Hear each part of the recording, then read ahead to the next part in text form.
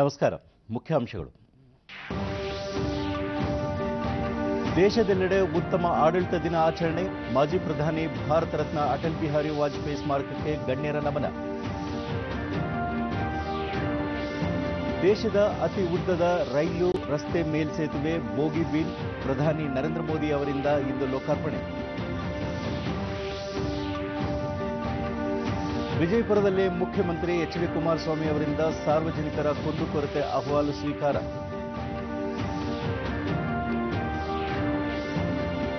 ಹಾಗೂ ಸುನಾಮಿಗೆ ತತ್ತರಿಸಿದ ಇಂಡೋನೇಷಿಯಾ, ಮೃತರ ಸಂಖ್ಯೆ 373ಕ್ಕೆ ಏರಿಕೆ, ಹಲವರು ನಿರಾಶ್ರಿತ. ವಾರ್ತೆಗಳ ವಿವರ.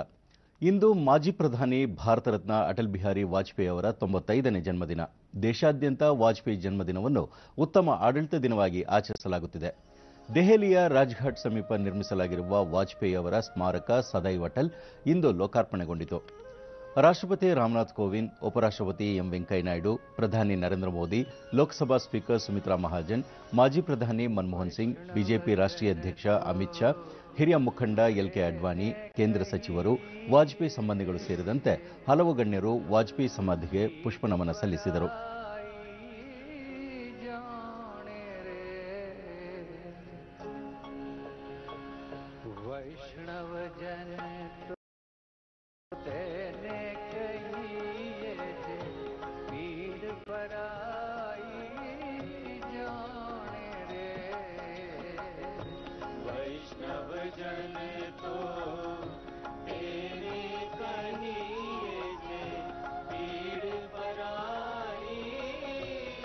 ಸಾವಿರದ 1924 ಡಿಸೆಂಬರ್ 25ರಂದು ಜನಿಸಿದ ವಾಜಪೇಯಿ ಅವರು ದೇಶ ಕಂಡ ಪ್ರಭಾವಿ ರಾಜಕಾರಣಿಗಳಲ್ಲಿ ಒಬ್ಬರು. 3 ಬಾರಿ ದೇಶದ ಪ್ರಧಾನಿಯಾಗಿ ಅವಿಸ್ಮರಣೀಯ ಸೇವೆ ಸಲ್ಲಿಸಿದ್ದಾರೆ. ತಮ್ಮ ಆಡಳಿತಾವಧಿಯಲ್ಲಿ ಉತ್ತಮ ವಿದೇಶಾಂಗ ನೀತಿ, ಜನಪರ ಹಾಗೂ ಪ್ರಗತಿಪರ ಯೋಜನೆಗಳನ್ನು ಅನುಷ್ಠಾನಕ್ಕೆ ತರುವ ಮೂಲಕ ಅವರು ವಿಶಿಷ್ಟ ಛಾಪು ಮೂಡಿಸಿದ್ದರು.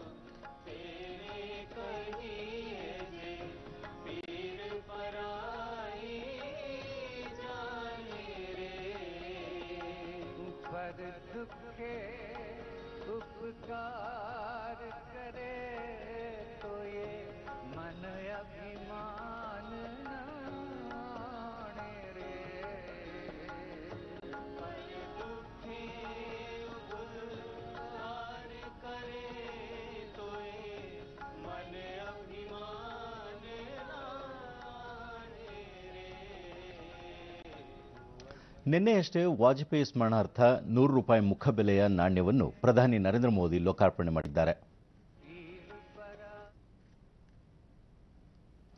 ವಾಜಪೇಯಿ ಜನ್ಮದಿನದ ಸಂದರ್ಭದಲ್ಲಿ ರಾಷ್ಟ್ರಪತಿ ರಾಮನಾಥ್ ಕೋವಿಂದ್, ಉಪರಾಷ್ಟ್ರಪತಿ ಎಂ ವೆಂಕಯ್ಯನಾಯ್ಡು, ಪ್ರಧಾನಿ ನರೇಂದ್ರ ಮೋದಿ ಸೇರಿದಂತೆ ಹಲವು ಗಣ್ಯರು ಶುಭಾಶಯ ಕೋರಿದ್ದಾರೆ. ರಾಷ್ಟ್ರಪತಿ ರಾಮನಾಥ್ ಕೋವಿಂದ್, ವಾಜಪೇಯಿ ಅವರದ್ದು ಭಾರತದ ಜನಮಾನಸದಲ್ಲಿ ಸದಾ ಉಳಿದಿರುವ ವ್ಯಕ್ತಿತ್ವ, ಅವರ ಅಭಿವೃದ್ಧಿಪರ ಆದರ್ಶಗಳು ಪಾಲನೀಯ ಎಂದು ಟ್ವೀಟ್ ಮಾಡಿದ್ದಾರೆ.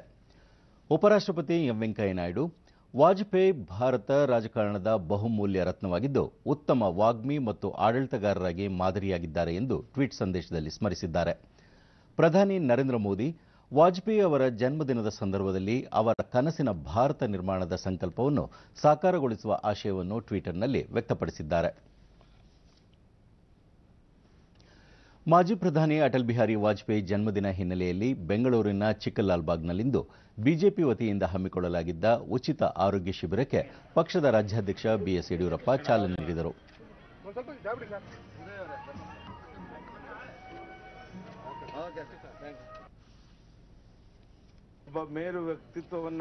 ಬಳಿಕ ಅವರು, ಮೇರು ವ್ಯಕ್ತಿತ್ವದ ಅಟಲ್ ಬಿಹಾರಿ ವಾಜಪೇಯಿ ಅವರು ಅಪ್ರತಿಮ ನಾಯಕ, ಸಹೃದಯಿ ರಾಜಕಾರಣಿಯಾಗಿದ್ದರು ಎಂದು ಸ್ಮರಿಸಿದರು. ಯಾವುದೋ ನನ್ನ ಪೂರ್ವಜನ್ಮದ ಪುಣ್ಯ ಫಲ ಅಟಲ್ ಬಿಹಾರಿ ವಾಜಪೇಯಿ ಅವರ ಜೊತೆ ಕರ್ನಾಟಕದಲ್ಲಿ 100ಕ್ಕೂ ಹೆಚ್ಚು ಸಭೆಗಳಲ್ಲಿ ಅವ್ರ ಜೊತೆ ಭಾಗವಹಿಸುವಂತ, ಯಾವುದೇ ಅಧಿಕಾರ ಇಲ್ಲದಂತ ಕಾಲದಲ್ಲೂ ಸಹ ಕೇವಲ 2 ಸಂಸತ್ ಸದಸ್ಯರ ಕಾಲದಲ್ಲಿ ಇಡೀ ಕರ್ನಾಟಕ ರಾಜ್ಯದಲ್ಲಿ ಪಕ್ಷವನ್ನು ಕಟ್ಟಬೇಕು ಅಂತ ಅವರು ಓಡಾಟ ಮಾಡಿದಂತ ದಿನಗಳನ್ನ ನನ್ನ ಜೀವನದಲ್ಲಿ ಮರೆಯೋದಕ್ಕೆ ಸಾಧ್ಯ ಇಲ್ಲ. ಅಷ್ಟಕ್ಕೆ ಪಾರ್ಲಿಮೆಂಟ್ ಅಲ್ಲಿ ಜವಾಹರ್ಲಾಲ್ ನೆಹರು ಅವರೇನೆ ವಾಕ್ಚಾತುರ್ಯವನ್ನ, ಮಾತಿನ ಧಾಟಿಯನ್ನ ನೋಡಿ ಮುಂದೊಮ್ಮೆ ಈ ದೇಶದ ಪ್ರಧಾನಿ ಆಗ್ತಾರೆ ಅಟಲ್ ಬಿಹಾರಿ ವಾಜಪೇಯಿ ಅಂತ ಸ್ವತಃ ನೆಹರು ಅವರು ಹೇಳಿದಂತದನ್ನು ಸಹ ನಾವು ಮರೆಯೋಕೆ ಸಾಧ್ಯ ಇಲ್ಲ. ಇಡೀ ಪ್ರಪಂಚಕ್ಕೆ ಭಾರತವನ್ನು ಪರಿಚಯ ಮಾಡಿಕೊಟ್ಟು ದೇಶದ ಒಂದು ಹಿರಿಮೆಯನ್ನ ಜಗತ್ತಿಗೆ ಸಾರಿದಂಥ ಮಹಾನ್ ವ್ಯಕ್ತಿ. ಅದೇ ದಾರಿನಲ್ಲಿ ಇವತ್ತು ಪ್ರಧಾನಿ ನರೇಂದ್ರ ಮೋದಿ ಅವರು ಸಹ ಮುಂದುವರಿತಾ ಇರುವಂತದ್ದು ನಮ್ಮೆಲ್ಲರ ಸೌಭಾಗ್ಯ. ಅವರ ಅಟಲ್ ಬಿಹಾರಿ ವಾಜಪೇಯಿ ಅವರ ರಾಜಕೀಯ ನಡೆ ನುಡಿ ಎಲ್ಲರಿಗೂ ಅನುಕರಣೀಯವಾದಂತಹದ್ದು. ಅವರನ್ನ ಸ್ವತಂತ್ರ ಭಾರತದ ಅಜಾತ ಶತ್ರು ಅಂತ ಕರೆದರೆ ತಪ್ಪಾಗಲಿಕ್ಕಿಲ್ಲ ಅಂತ ನಾನು ಭಾವಿಸಿದ್ದೇನೆ. ಶಿಬಿರದಲ್ಲಿ ವಿವಿಧ ಆಸ್ಪತ್ರೆಗಳಿಂದ ಆರೋಗ್ಯ ತಪಾಸಣೆ, ರಕ್ತದಾನ ಹಾಗೂ ನೇತ್ರ ಪರೀಕ್ಷೆ ಸಹ ನಡೆಯಿತು.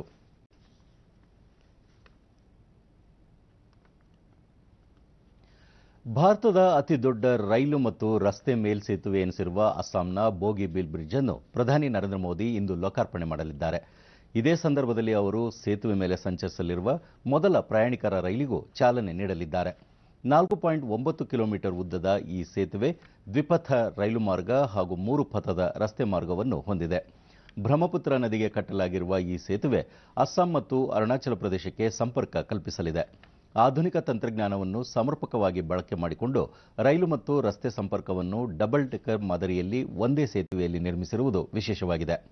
5,900 ಕೋಟಿ ರೂಪಾಯಿ ವೆಚ್ಚದಲ್ಲಿ ನಿರ್ಮಿಸಲಾಗಿರುವ ಈ ಸೇತುವೆ 120 ವರ್ಷಗಳ ಆಯುಷ್ಯ ಹೊಂದಿದೆ ಎನ್ನಲಾಗಿದೆ. 1997ರಲ್ಲಿ ಅಂದಿನ ಪ್ರಧಾನಿ ಎಚ್.ಡಿ. ದೇವೇಗೌಡ ಸೇತುವೆ ನಿರ್ಮಾಣಕ್ಕೆ ಅಡಿಗಲ್ಲು ಹಾಕಿದ್ದರು. 2002ರ ಏಪ್ರಿಲ್ 21ರಂದು ಅಟಲ್ ಬಿಹಾರಿ ವಾಜಪೇಯಿ ಅವರ ಆಡಳಿತಾವಧಿಯಲ್ಲಿ ಸೇತುವೆ ನಿರ್ಮಾಣ ಕಾರ್ಯ ಆರಂಭಗೊಂಡಿತ್ತು.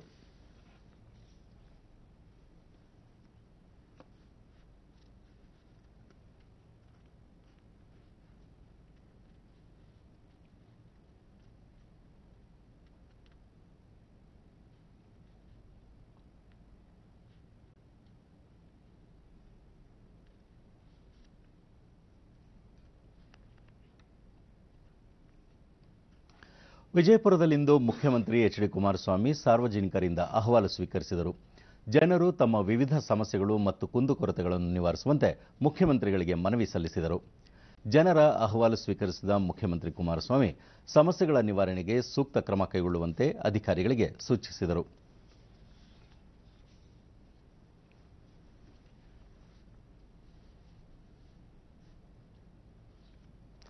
ಕ್ರಿಸ್ಮಸ್ ಸಂದರ್ಭದಲ್ಲಿ ರಾಷ್ಟ್ರಪತಿ ರಾಮನಾಥ್ ಕೋವಿಂದ್, ಉಪರಾಷ್ಟ್ರಪತಿ ಎಂ ವೆಂಕಯ್ಯ ನಾಯ್ಡು, ಪ್ರಧಾನಿ ನರೇಂದ್ರ ಮೋದಿ ಸೇರಿದಂತೆ ಹಲವು ಗಣ್ಯರು ದೇಶದ ಜನತೆಗೆ ಶುಭ ಹಾರೈಸಿದ್ದಾರೆ. ರಾಷ್ಟ್ರಪತಿ ರಾಮನಾಥ್ ಕೋವಿಂದ್ ಯೇಸು ಕ್ರಿಸ್ತ ಶಾಂತಿ, ಸಾಮರಸ್ಯ ಮತ್ತು ಭರವಸೆಯ ಸಂಕೇತವಾಗಿದ್ದಾರೆ. ಪ್ರೀತಿ ಮತ್ತು ಹೊಂದಾಣಿಕೆಯನ್ನು ಉತ್ತೇಜಿಸುವ ಮಾನವೀಯ ಮೌಲ್ಯಗಳ ಆಚರಣೆಯಾಗಿದೆ ಹಾಗೂ ಈ ಬದುಕನ್ನೇ ಹಬ್ಬದಂತೆ ರೂಪಾಂತರಗೊಳಿಸಿದೆ ಎಂದು ಅವರು ತಮ್ಮ ಸಂದೇಶದಲ್ಲಿ ತಿಳಿಸಿದ್ದಾರೆ. ನಮ್ಮ ದೇಶ ಸೇರಿದಂತೆ ಜಗತ್ತಿನಾದ್ಯಂತ ಭ್ರಾತೃತ್ವ ಮತ್ತು ಮಾನವೀಯತೆ ಉತ್ತೇಜಿಸುವ ನಿಟ್ಟಿನಲ್ಲಿ ಕ್ರಿಸ್ಮಸ್ ಪ್ರೇರಣೆಯಾಗಲಿ ಎಂದು ಅವರು ಆಶಿಸಿದ್ದಾರೆ. ಉಪರಾಷ್ಟ್ರಪತಿ ಎಂ ವೆಂಕಯ್ಯ ನಾಯ್ಡು ದೇಶದ ಜನತೆಗೆ ಕ್ರಿಸ್ಮಸ್ ಶುಭಾಶಯ ಕೋರಿದ್ದು, ಕ್ರಿಸ್ಮಸ್ ದಯೆ, ತ್ಯಾಗ ಮತ್ತು ಪ್ರೀತಿಯ ಮೌಲ್ಯಗಳನ್ನು ಪ್ರತಿಪಾದಿಸುತ್ತದೆ ಎಂದು ಟ್ವೀಟ್ ಮಾಡಿದ್ದಾರೆ. ಪ್ರಧಾನಿ ನರೇಂದ್ರ ಮೋದಿ ಯೇಸುಕ್ರಿಸ್ತನ ಮೌಲಿಕ ಚಿಂತನೆಗಳು ಮತ್ತು ಉದಾತ್ತ ಆಶಯಗಳು ಅನುಕರಣೀಯ. ದೇಶದ ಜನತೆಗೆ ಕ್ರಿಸ್ಮಸ್ ಶುಭಾಶಯ ಎಂದು ಟ್ವೀಟ್ ಮಾಡಿದ್ದಾರೆ. ಮುಖ್ಯಮಂತ್ರಿ ಎಚ್.ಡಿ. ಕುಮಾರಸ್ವಾಮಿ ನಾಡಿನ ಜನತೆಗೆ ಕ್ರಿಸ್ಮಸ್ ಶುಭಾಶಯಗಳನ್ನು ಕೋರಿದ್ದು, ಯೇಸುಕ್ರಿಸ್ತನ ಶಾಂತಿ, ಪ್ರೀತಿ, ಸಹಬಾಳ್ವೆ ಸಂದೇಶವನ್ನು ಜೀವನದಲ್ಲಿ ಅಳವಡಿಸಿಕೊಳ್ಳುವ ಆಶಯವನ್ನು ತಮ್ಮ ಟ್ವೀಟ್ ಸಂದೇಶದಲ್ಲಿ ತಿಳಿಸಿದ್ದಾರೆ. ಉಪಮುಖ್ಯಮಂತ್ರಿ ಡಾ. ಜಿ. ಪರಮೇಶ್ವರ್ ಕ್ರಿಸ್ಮಸ್ ಹಬ್ಬವು ಮನೆ ಮನದೊಳಗೆ ಸಂತಸವನ್ನು ತಂದು ಶಾಂತಿ, ನೆಮ್ಮದಿಯನ್ನು ನೀಡಲಿ ಎಂದು ಟ್ವೀಟ್ ಮಾಡಿದ್ದಾರೆ.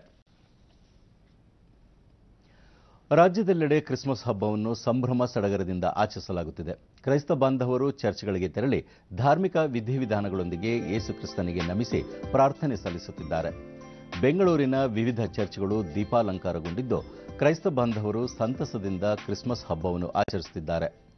ಶಿವಾಜಿನಗರದ ಸೇಂಟ್ ಮೇರೀಸ್ ಚರ್ಚ್, ಹೋಲಿ ಟ್ರಿನಿಟಿ ಚರ್ಚ್, ಹಡ್ಸನ್ ಚರ್ಚ್ ಸೇರಿದಂತೆ ವಿವಿಧ ಚರ್ಚ್ಗಳಲ್ಲಿ ಪ್ರಾರ್ಥನೆ ಸಲ್ಲಿಸುವ ಮೂಲಕ ಕ್ರಿಸ್ತನ ಆಗಮನದ ಶುಭ ಗಳಿಗೆಯನ್ನು ಸ್ವಾಗತಿಸಲಾಯಿತು.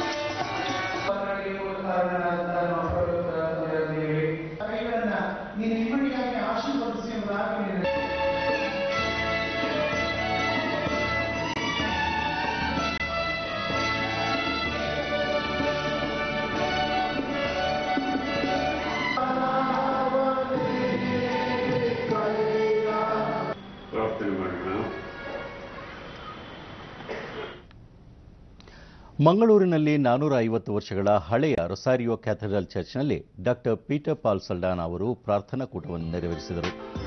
ನಂತರ ಸಮಸ್ತ ಜನತೆಗೆ ಕ್ರಿಸ್ಮಸ್ ಹಬ್ಬದ ಶುಭಾಶಯಗಳು. ಸತ್ಯ ಮತ್ತು ನ್ಯಾಯವನ್ನು ಯೇಸುಕ್ರಿಸ್ತ ಪ್ರತಿಪಾದಿಸಿದ್ದು ಪ್ರತಿಯೊಬ್ಬರ ಹೃದಯದಲ್ಲಿ ದೇವರನ್ನು ಕಾಣುವಂತಾಗಬೇಕು ಎಂದರು.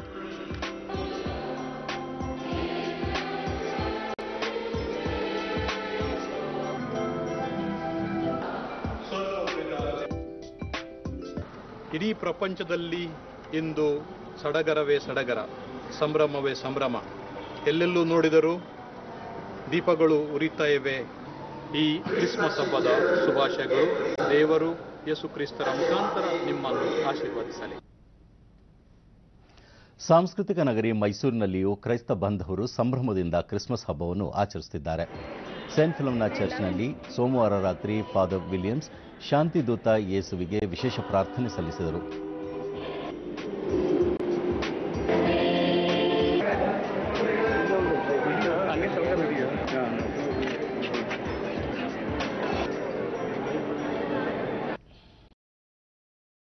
ಉಡುಪಿಯಲ್ಲಿ ನಿನ್ನೆ ರಾತ್ರಿಯಿಂದಲೇ ಯೇಸುಕ್ರಿಸ್ತನ ಪ್ರಾರ್ಥನೆ ನಡೆಯುತ್ತಿದೆ. ಮಿಲಾಗ್ರಿಸ್ ಕೆಥೆಡ್ರಲ್ ಚರ್ಚ್ನಲ್ಲಿ father doctor Gerald Isaac Lobo Christmas ಸಂದೇಶ ಸಾರಿದರು.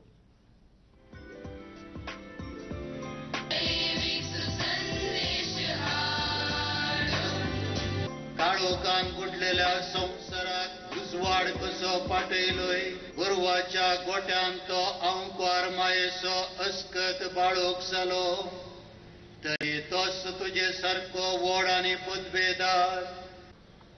देव मनीस जाल्ले घडीत नियाळता, देवाचो पूत, देवाची दयाळाय आमकां.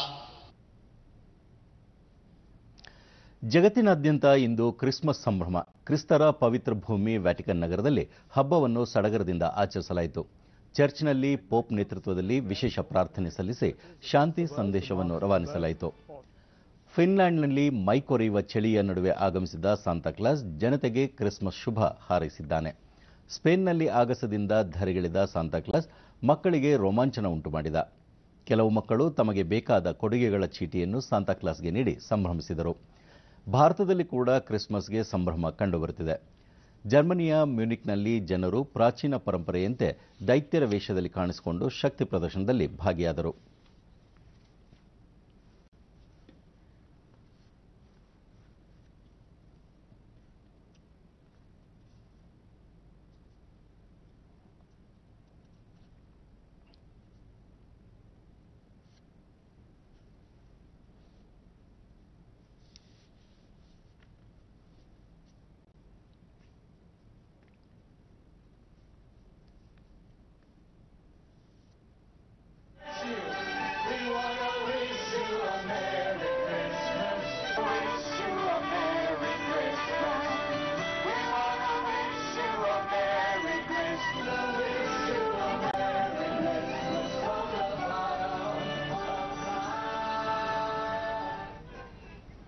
And Christmas is also celebrated across India. Large number throng the decked up churches in different cities and across the country on Christmas Eve to attend the midnight mass. President Ramnath Kovind, Vice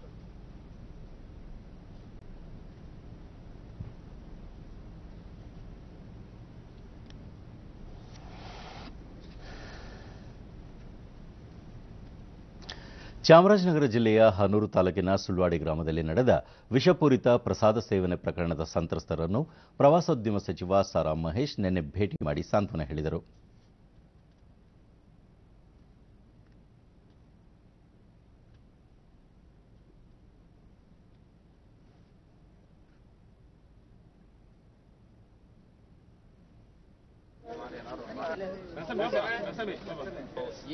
DD ನ್ಯೂಸ್ನೊಂದಿಗೆ ವಿಷಪ್ರಸಾದ ಸೇವನೆ ಪ್ರಕರಣದಲ್ಲಿ ಮೃತಪಟ್ಟ ಕುಟುಂಬಗಳಿಗೆ ಸರ್ಕಾರ ಸೂಕ್ತ ಪರಿಹಾರ ಒದಗಿಸಲಿದೆ. ಎಲ್ಲ ರೀತಿಯ ನೆರವು ನೀಡಲು ಜಿಲ್ಲಾಡಳಿತ ಸಿದ್ಧವಿದೆ ಎಂದರು.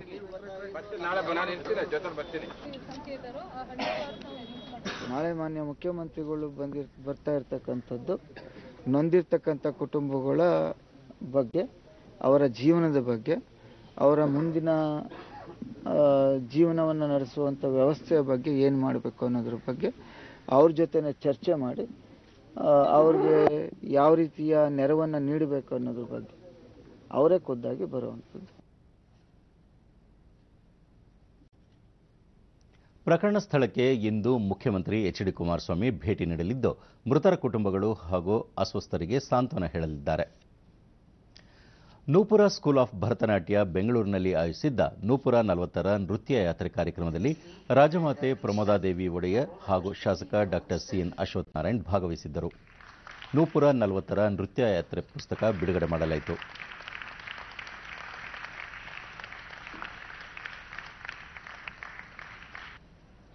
ಪ್ರಮೋದಾದೇವಿ ಒಡೆಯರ್, ನೂಪುರ ನೃತ್ಯ ಶಾಲೆಯು ಭರತನಾಟ್ಯ ಕಲೆಯನ್ನು ಪ್ರೋತ್ಸಾಹಿಸುತ್ತಿದ್ದು ಕಲಾ ಪರಂಪರೆಯನ್ನು ಉತ್ತೇಜಿಸುತ್ತಿದೆ ಎಂದರು. Any field, everything has heritage, and people like Lalitha Srinivas has shown us the way to preserve that heritage and carry it forward. CN Ashwathnarayan, doctor VK. Atre ಹಾಗೂ ಡಾಕ್ಟರ್ ಲಲಿತಾ ಶ್ರೀನಿವಾಸನ್ ಅವರು ನೂಪುರ ಸಂಸ್ಥೆಯನ್ನು ಸ್ಥಾಪಿಸಿ ಕಲಾ ಸಂಸ್ಕೃತಿಯನ್ನು ಪೋಷಿಸುತ್ತಿದ್ದಾರೆ ಎಂದರು. ಉತ್ತಮ ಸಮಾಜವನ್ನು ಕಟ್ಟಲಿಕ್ಕೆ ಸಾಧ್ಯವಾಗಿರುತ್ತದೆ. ಇವತ್ತು ಈ ದಾರಿಯಲ್ಲೇ ನಾನು ಒಬ್ಬ ಪ್ರತಿನಿಧಿಯಾಗಿ ನಾನು ನೋಡಿದಾಗ ಶೈಕ್ಷಣಿಕವಾಗಿ ಎಲ್ಲ ಸಂಘ ಸಂಸ್ಥೆಗಳು ಶಾಲೆಗಳಲ್ಲಿ ಬರೀ ಶಿಕ್ಷಣದಲ್ಲಿ ಓದು ಎಕ್ಸ್ಟ್ರಾ ಅಂತ ಮಾತಾಡ್ತೀವಿ. ಅದು ಎಕ್ಸ್ಟ್ರಾ ಏನಿದ್ರೆ ಎಕ್ಸ್ಟ್ರಾ ಆಗಿ ಇರಬೇಕು ಹೊರತು ಅದಕ್ಕೆ ಒಂದು ಒತ್ತು ಕೊಡುವಂಥದ್ದು ನಮ್ಮ ಆ ವ್ಯಕ್ತಿಯಲ್ಲಿ ಹಲವಾರು ರೀತಿ ವ್ಯಕ್ತಿತ್ವ ನಿರ್ಮಾಣ ಆಗಿರ್ತದೆ. ಅದಕ್ಕೆಲ್ಲ ಪ್ರೋತ್ಸಾಹ ಪ್ರಾಶಸ್ತ್ಯ ಕೊಟ್ಟಾಗ ಮಾತ್ರ ಇವತ್ತು ಬೇರೆ ಬೇರೆ ದೇಶಗಳಲ್ಲಿ ಕೊಡುವಂಥದ್ದಿದೆ. ಆದರೆ ನಮ್ಮಲ್ಲಿ ಇನ್ನ ಕೊಡ್ಲಿಕ್ಕಿನ್ನೂ ಬಹಳ ಹಿಂದೆ ಇದ್ದೀವಿ.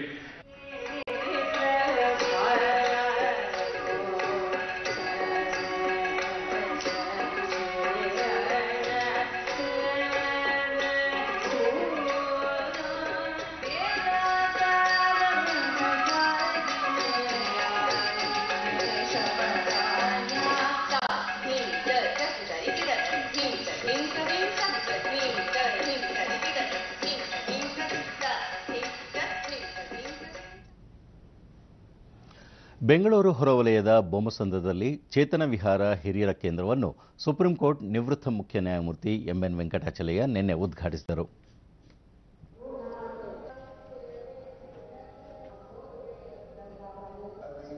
ಬಳಿಕ ಅವರು ವಯೋವೃದ್ಧರಿಗೆ ನೆಮ್ಮದಿಯ ಬದುಕು ಕಟ್ಟಿಕೊಡುವ ಅಗತ್ಯವಿದ್ದು ಸಮಾಜ ಹಿರಿಯ ಶ್ರೇಯೋಭಿವೃದ್ಧಿಯ ಆಶಯವನ್ನು ಪ್ರತಿನಿಧಿಸಬೇಕು. ಈ ಹಂತದಲ್ಲಿ ಚೇತನ ವಿಹಾರ ಹಿರಿಯರ ಕೇಂದ್ರದ ಕಾಳಜಿ ಅಭಿನಂದನೀಯ ಎಂದರು.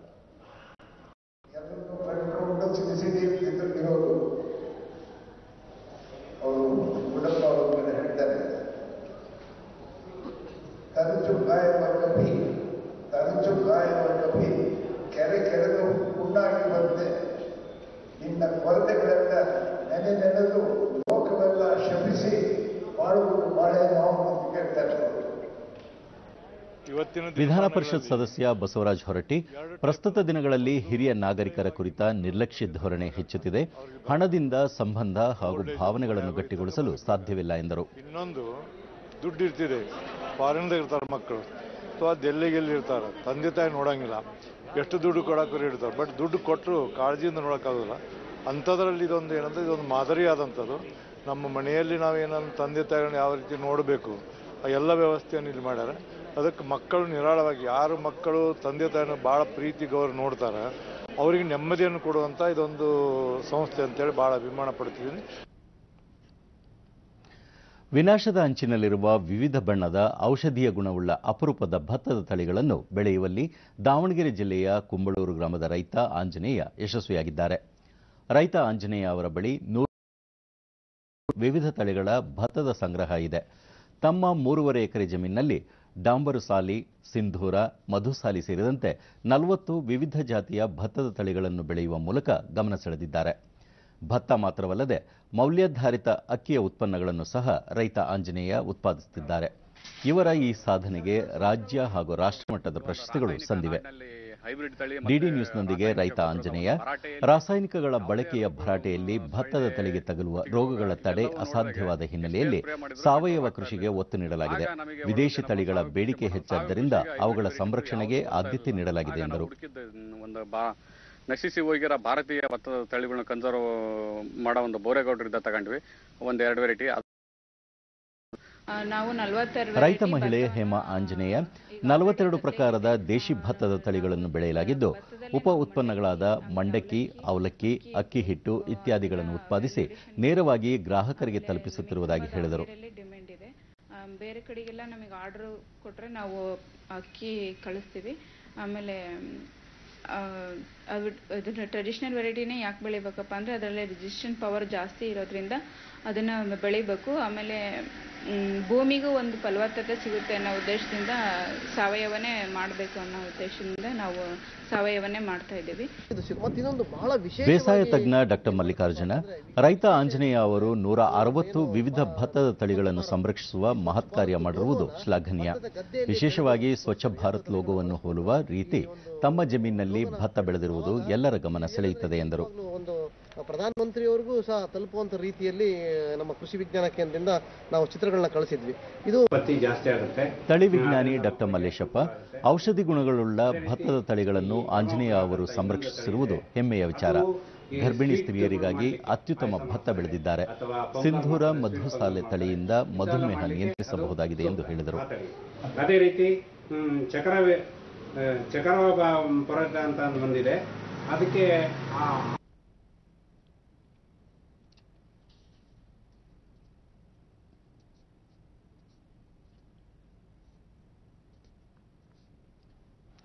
ಸಾಮಾಜಿಕ ಮತ್ತು ಆರ್ಥಿಕವಾಗಿ ಹಿಂದುಳಿದ ಮಕ್ಕಳಿಗಾಗಿ ಅಭ್ಯುದಯ ಸಂಸ್ಥೆ ಬೆಂಗಳೂರಿನ ಗೊಟ್ಟಿಗೆರೆ ಬಳಿಯ ರಾಮಕೃಷ್ಣ ಶಿಕ್ಷಣ ಕೇಂದ್ರದಲ್ಲಿ ಸಾಮೂಹಿಕ ಸ್ಪರ್ಧೆಗಳನ್ನು ಆಯೋಜಿಸಿತ್ತು.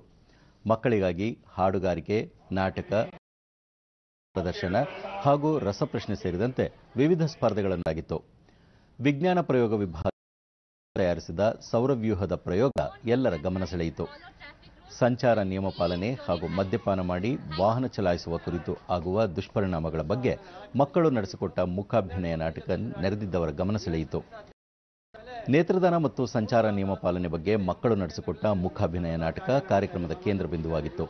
ಡಿಡಿ ನ್ಯೂಸ್ನೊಂದಿಗೆ ಅಭ್ಯುದಯ ಸಲಹೆಗಾರ ಮಂಜುನಾಥ್, 2004ರಲ್ಲಿ 12 ಮಕ್ಕಳೊಂದಿಗೆ ಆರಂಭವಾದ ಸಂಸ್ಥೆಯಲ್ಲಿ ಈಗ 3600 ಮಕ್ಕಳಿದ್ದಾರೆ. ಇಲ್ಲಿನ ಮಕ್ಕಳಿಗೆ ಪಠ್ಯೇತರ ಚಟುವಟಿಕೆಗಳನ್ನು ಆಯೋಜಿಸುವ ಮೂಲಕ ಸ್ಪರ್ಧಾ ಮನೋಭಾವ ವೃದ್ಧಿಗೆ ಹೆಚ್ಚಿನ ಆದ್ಯತೆ ನೀಡಲಾಗುತ್ತದೆ. ಪ್ರಸ್ತುತ 125 ಮಂದಿ ಶಿಕ್ಷಕರಿದ್ದು ಅದರಲ್ಲಿ 45 ಮಂದಿ ಅಭ್ಯುದಯ ವಿದ್ಯಾರ್ಥಿಗಳಿರುವುದು ವಿಶೇಷ ಎಂದರು. ಕೇಂದ್ರ ಸರ್ಕಾರದ ಪ್ರಧಾನಮಂತ್ರಿ ಕೃಷಿ ಸಿಂಚಾಯಿ ಯೋಜನೆಯ ಪ್ರಯೋಜನ ಪಡೆದಿರುವ ಚಿತ್ರದುರ್ಗದ ಕೃಷಿಕ ವೆಂಕಟ ಶಿವರೆಡ್ಡಿ ಉತ್ತಮ ಬಾಳೆ ಬೆಳೆಯುವ ಮೂಲಕ ಗಮನ ಸೆಳೆದಿದ್ದಾರೆ. ಚಿತ್ರದುರ್ಗದ ಮೆದೇಹಳ್ಳಿ ಸಮೀಪದ 5 ಎಕರೆ ಜಮೀನಿನಲ್ಲಿ ಏಲಕ್ಕಿ ಬಾಳೆ ಬೆಳೆಯನ್ನು ಹನಿ ನೀರಾವರಿ, ಸುಸ್ಥಿರ ಜಲ ನಿರ್ವಹಣೆ ಮೂಲಕ ಬೆಳೆದಿದ್ದು ಉತ್ತಮ ಇಳುವರಿ ಪಡೆದಿದ್ದಾರೆ. ಇಸ್ರೇಲ್ ಮಾದರಿಯಲ್ಲಿ ಇನ್ನರ್ ಡ್ರಿಪ್ ನೀರಾವರಿ ಅಳವಡಿಸಿ ಅಧಿಕ ಫಸಲು ಕಂಡಿದ್ದಾರೆ.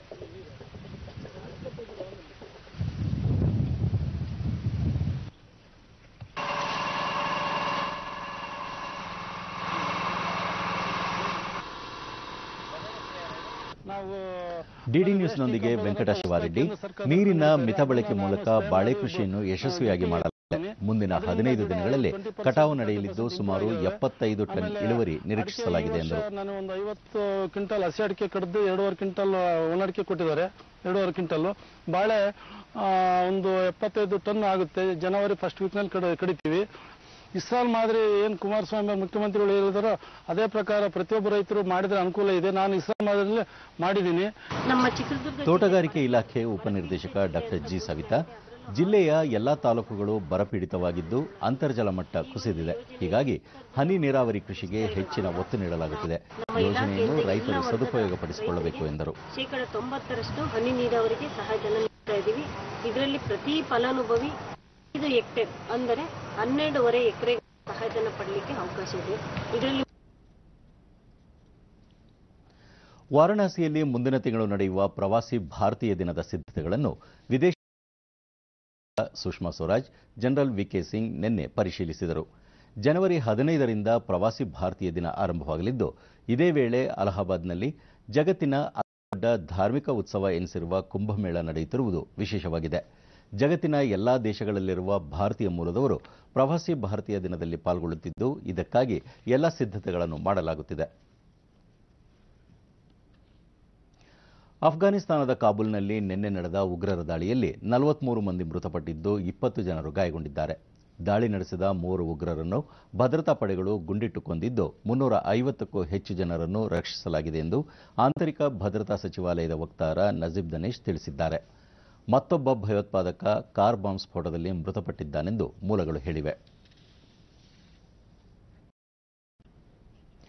ಅಮೆರಿಕದ ಕೇಂದ್ರೀಯ ಬ್ಯಾಂಕ್ ಫೆಡರಲ್ ರಿಸರ್ವ್ ನೀತಿಗಳನ್ನು ಅಲ್ಲಿನ ಅಧ್ಯಕ್ಷ ಡೊನಾಲ್ಡ್ ಟ್ರಂಪ್ ಟೀಕಿಸಿದ್ದಾರೆ. ಅಮೆರಿಕದ ಆರ್ಥಿಕತೆಗೆ ಫೆಡರಲ್ ರಿಸರ್ವ್ನದ್ದೇ ಸಮಸ್ಯೆ ಎಂದು ಟ್ರಂಪ್ ಟ್ವೀಟ್ ಮಾಡಿದ್ದಾರೆ. ಬಡ್ಡಿದರದ ಸ್ಥಿರತೆ ಕಾಪಾಡುವಲ್ಲಿ ಫೆಡರಲ್ ರಿಸರ್ವ್ ವಿಫಲವಾಗಿದೆ. ಇತ್ತೀಚಿನ ಆರ್ಥಿಕ ಹಿಂಜರಿತನದಿಂದ ಷೇರು ಮಾರುಕಟ್ಟೆಗಳಲ್ಲಿ ಷೇರುಗಳ ದರ ತೀವ್ರ ಕುಸಿತ ಟ್ರಂಪ್ ಹೇಳಿದ್ದಾರೆ. Trump had discussed firing the federal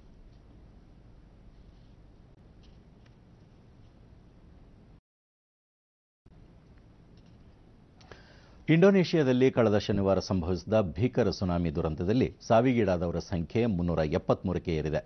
ವಿಕೋಪದಿಂದ 1,400ಕ್ಕೂ ಹೆಚ್ಚು ಜನರು ಗಾಯಗೊಂಡಿದ್ದು 128 ಮಂದಿ ನಾಪತ್ತೆಯಾಗಿದ್ದಾರೆ. ಪೊಲೀಸರು ಮತ್ತು ರಕ್ಷಣಾ ಸಿಬ್ಬಂದಿ ಪರಿಹಾರ ಹಾಗೂ ರಕ್ಷಣಾ ಕಾರ್ಯಗಳಲ್ಲಿ ತೊಡಗಿದ್ದಾರೆ. ಜಾವಾ ಮತ್ತು ಸುಮತ್ರಾ ದ್ವೀಪಗಳ ಕರಾವಳಿಗೆ ಸುನಾಮಿ ಅಪ್ಪಳಿಸಿತ್ತು. ಜ್ವಾಲಾಮುಖಿ ಸ್ಫೋಟದಿಂದ ಆಳ ಸಮುದ್ರದಲ್ಲಿ ಭೂಕಂಪ ಉಂಟಾಗಿ ಸುನಾಮಿ ಸಂಭವಿಸಿದೆ ಎಂದು ಮೂಲಗಳು ತಿಳಿಸಿವೆ. ಮತ್ತೊಂದು ಸುನಾಮಿ ಏಳುವ ಅಪಾಯವಿರುವುದರಿಂದ ಜ್ವಾಲಾಮುಖಿ ಪರ್ವತಗಳ ಸುತ್ತಮುತ್ತಲ ಪ್ರದೇಶಗಳ ಜನರು ಸುರಕ್ಷಿತ ಸ್ಥಳಗಳಿಗೆ ತೆರಳುವಂತೆ ಅಧಿಕಾರಿಗಳು ಸೂಚಿಸಿದ್ದಾರೆ.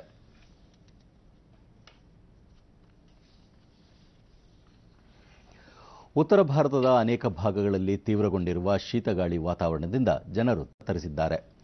ರಾಜಧಾನಿ ದೆಹಲಿಯಲ್ಲಿ ಸೋಮವಾರ ತಾಪಮಾನ ಕನಿಷ್ಠ 3 ಡಿಗ್ರಿ ಸೆಲ್ಸಿಯಸ್ಗೆ ಇಳಿದಿತ್ತು. ಕಾಶ್ಮೀರದ ಶ್ರೀನಗರದಲ್ಲಿ 11 ವರ್ಷಗಳಲ್ಲೇ ಕನಿಷ್ಠ -6.8 ಡಿಗ್ರಿ ಸೆಲ್ಸಿಯಸ್ ತಾಪಮಾನ ದಾಖಲಾಗಿತ್ತು. ದಲ್ ಸೇರಿದಂತೆ ಅನೇಕ ಸರೋವರಗಳು ಹೆಪ್ಪುಗಟ್ಟಿವೆ. ಕುಡಿಯುವ ನೀರು ಪೂರೈಕೆ ಕೊಳವೆಗಳಲ್ಲಿನ ನೀರು ಸಹ ಹೆಪ್ಪುಗಟ್ಟಿದ್ದು ಜನರು ತೊಂದರೆ ಎದುರಿಸುವಂತಾಗಿದೆ.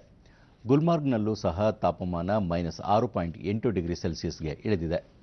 ಪಂಜಾಬ್, ಹರಿಯಾಣ ಮತ್ತು ರಾಜಸ್ಥಾನದ ಬಹುತೇಕ ಭಾಗಗಳಲ್ಲಿ ದಟ್ಟ ಮಂಜಿನ ವಾತಾವರಣ ನಿರ್ಮಾಣವಾಗಿದೆ. ಆಸ್ಟ್ರೇಲಿಯಾ ಮತ್ತು ನ್ಯೂಜಿಲೆಂಡ್ ವಿರುದ್ಧದ ಏಕದಿನ ಸರಣಿ ಹಾಗೂ ನ್ಯೂಜಿಲೆಂಡ್ ವಿರುದ್ಧ T20 ಸರಣಿಗೆ ಭಾರತ ತಂಡವನ್ನು ದೆಹಲಿಯಲ್ಲಿ ನಿನ್ನೆ ಪ್ರಕಟಿಸಲಾಗಿದೆ. ಕಳೆದ ತಿಂಗಳಷ್ಟೇ ಆಸ್ಟ್ರೇಲಿಯಾ ವಿರುದ್ಧದ T20 ಸರಣಿಗೆ ತಂಡದಿಂದ ಕೈಬಿಡಲಾಗಿದ್ದ ಮಹೇಂದ್ರ ಸಿಂಗ್ ಧೋನಿ ತಂಡಕ್ಕೆ ವಾಪಸ್ಸಾಗಿದ್ದಾರೆ. ಏಕದಿನ ಸರಣಿಗೆ ತಂಡದಿಂದ ವಿಕೆಟ್ ಕೀಪರ್ ರಿಷಬ್ ಪಂತ್ ಅವರನ್ನು ಕೈಬಿಡಲಾಗಿದೆ. ಆಸ್ಟ್ರೇಲಿಯಾ ಮತ್ತು ನ್ಯೂಜಿಲೆಂಡ್ ವಿರುದ್ಧದ ಏಕದಿನ ಸರಣಿ ಮತ್ತು ನ್ಯೂಜಿಲೆಂಡ್ ವಿರುದ್ಧದ T20 ಸರಣಿಗೆ ಪ್ರಕಟಿಸಲಾಗಿರುವ ತಂಡದಲ್ಲಿ ಕನ್ನಡಿಗ KL ರಾಹುಲ್ ಇದ್ದಾರೆ.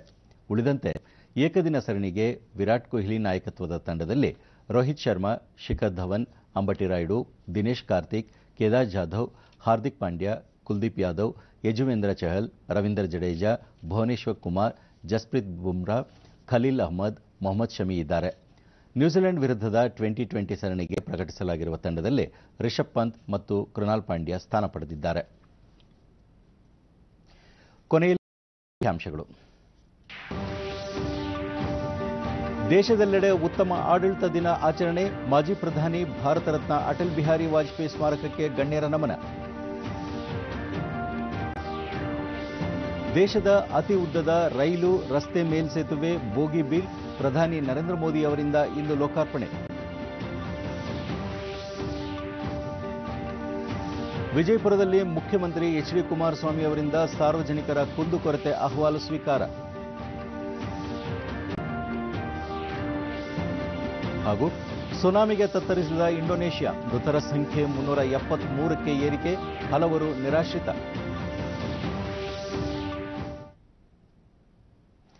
ನಮ್ಮ ಮುಂದಿನ ವಾರ್ತಾ ಪ್ರಸಾರ ಸಂಜೆ 7 ಗಂಟೆಗೆ ಚಂದನದಲ್ಲಿ. ನಮಸ್ಕಾರ.